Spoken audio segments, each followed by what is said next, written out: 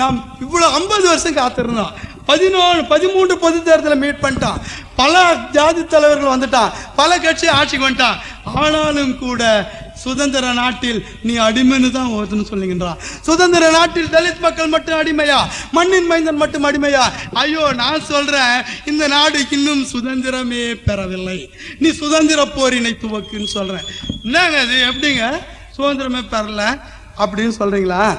ஏற்கனவே இந்த நாட்டை யார் ஆண்டான்? வெள்ளைக்கார ஆண்டான், அவன் வெளிநாட்டுக்காரன். ஆனால் இன்றைக்கு இந்த நாட்டை பார்ப்பனிய தர்மம் ஆண்டு கொண்டிருக்கின்றது. அந்த மதம் வெளிநாட்டு மதம்.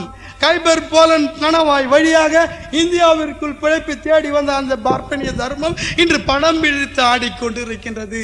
அன்றைக்கு அவனும் வெள்ளைக்காரன், வெளிநாட்டுக்காரன் தான். ஒரு வெளிநாட்டுக்காரன் இன்னொரு வெளிநாட்டுக்காரன் கிட்ட சுதந்திரம் கொடுத்திருக்கிறான் தான். ஆனால் இந்த மண்ணின் மைந்தனான பல்லன், பறையன், அருந்ததியன் மற்றும் முக்குலத்தோர் கூட மண்ணின் மைந்தன் தான். இது போன்ற நாடார், ரெட்டியார்லாம் இந்தியானும் போது எல்லாம் மண்ணின் மைந்தன். இவங்க கெட்ட இன்னும் ஆளவில்லை. ஆனால் இந்த மண்ணின் பார்ப்பனிய தர்மத்தை பின்பற்றுகின்ற அனைவரும் பார்ப்பனனை விட கொடியவர்கள் என்று சொல்லிக்கொள்ள கடமைப்பட்டிருக்கின்றேன். ஆக இன்னும் இந்த நாட்டை வேறொரு மதம், வேறொரு தர்மம் ஆண்டு கொண்டிருக்கின்றது.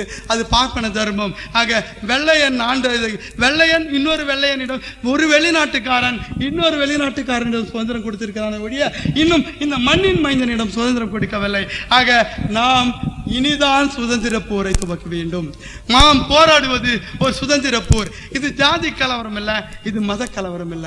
இந்த மண்ணின், இந்த நாட்டை வேறொரு ஆக்கிரமிப்பிலிருந்து விடுவிக்க இந்த மண்ணில் பிறந்த ஒவ்வொருவனுக்கும் everybody as the son of soil, everybody has the every right, they are having every right to expel, to அவர்களை விரட்டி அடிக்க எல்லா உரிமைகளும் நமக்கு இருக்கின்றது.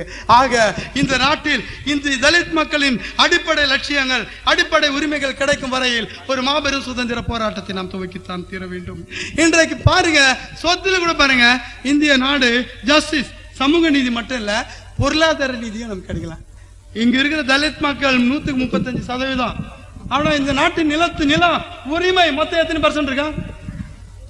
1% அல்லது 2% இருக்கும்.